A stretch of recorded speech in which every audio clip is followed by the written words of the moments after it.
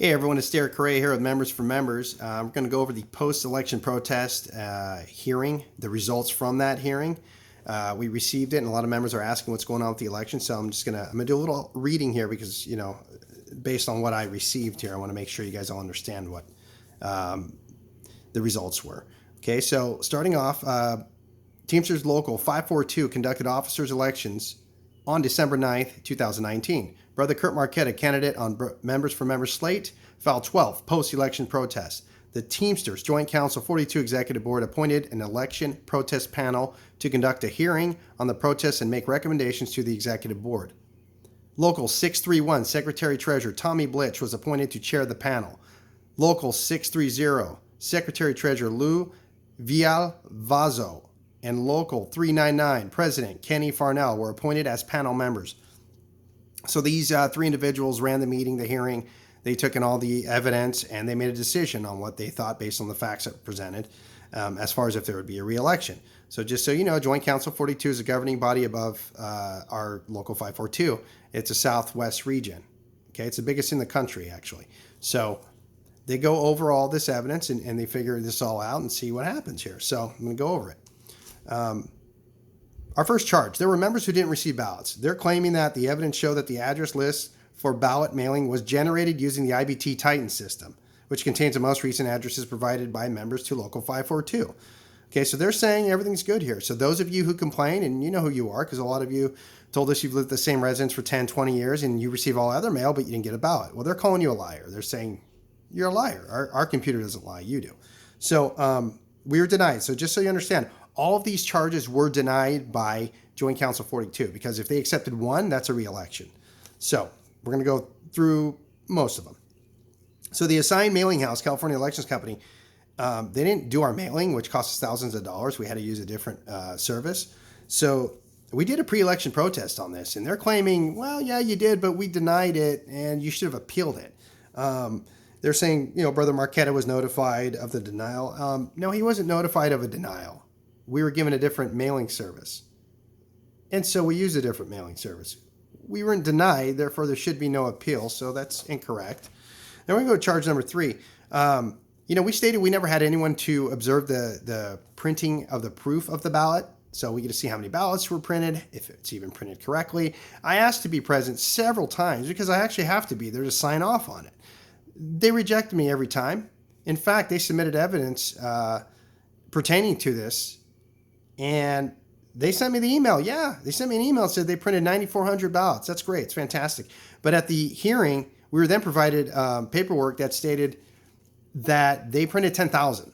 Okay, and I have no signature. I didn't sign anything. So that's another huge violation there. And they're saying there's nothing wrong there.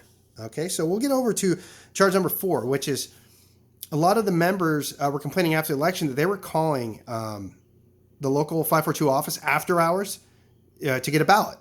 And Jamie actually admitted at the hearing that their phone service has been broken for months, since October. And so we had a witness. He's a shop steward. He went out there and said, hey, people were notifying me that, after the election, this was taking place. They're putting here their findings. And mind you, these people, they were all present at this hearing. They're stating that our witness was a member of our slate. Therefore, he should have done a pre-election protest. If you were actually paying attention to his testimony, he is a shop steward. He is not on our slate. So your recommendation that this be denied is incorrect. So we're going to go charge number 7. Number 7, they're stating that Local 542 delivered a letter, was delivered to U.S. Postal Service office, notifying them of the election and specifically instructing them that no one shall have access to that box until 10 a.m. Monday, December 9th. Okay, I'm going to read that one more time at the beginning of it. Local 542 delivered a letter, was delivered. Well, which one was it? Because the evidence showed, which Jamie submitted, it was a document that was printed, but then he wrote on that printed document to the U.S. Postal Service, handwritten. That's what he wrote on it.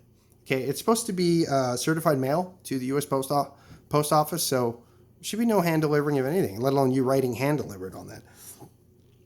And so that's completely inconsistent. Not to mention, we protested that their former business agent even have a key the night of the nomination.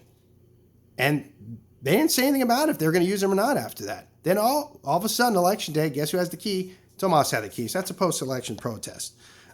They claim that, the local handing out campaign material to members, especially in El Centro, as they were on the clock and working, going up to their vehicles as they were trying to drive off the yard, that's not a campaign violation. This is according to Joint Council 42. Yeah, that is a campaign. It's actually a violation of the law. So then we're going to move on to my favorite one, charge number 10.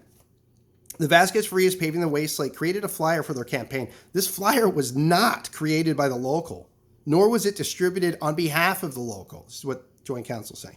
The flyer gave the wrong phone number of the local. You remember that, everyone? Then they wrote the evidence showed this was a mistake. Okay, so let's see. If they didn't create the flyer, yet they were handing it to you, and it had their Paving the Way slate name on it. Let's see. They didn't distribute it. They didn't hand it out. They didn't create it. But then it was a mistake. Whose mistake was it? I don't know if they're playing Jedi mind tricks. This recommendation that they're rejecting that was my favorite one. Anyway, we'll move on to the next one. So I received the email, obviously, with the printing of the ballots, stating 9,400 were printed and whatnot. And we all know then we found out it was 10,000. So we don't know where the other ballots went. And they say everything's fine there, by the way. Nothing to see here. Move along. So then we're going to go on to, this is the summary of this is the report afterwards. So at its March 31st, 2020 meeting, the Executive Board of Teamsters Joint Council 42 considered the hearing panel's recommendations in your protest of the Teamsters 542 election of officers. At the meeting, hearing panel members explained their findings and fielded questions from Executive Board members. Ultimately, the Executive Board voted unanimously to accept the recommendations of the hearing panel to deny your protest.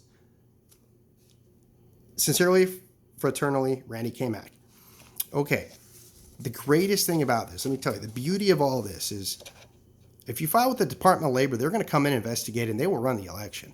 And we did file with the Department of Labor. They have 60 days to make a decision, so now we're down to 20 days.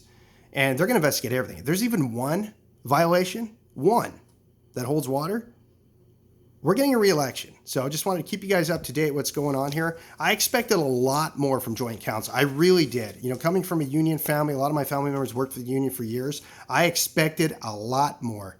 I'm extremely disappointed in what they're doing. But we just wanted to make sure you guys know what's happening, and we'll let you know when we hear something. Talk to you soon.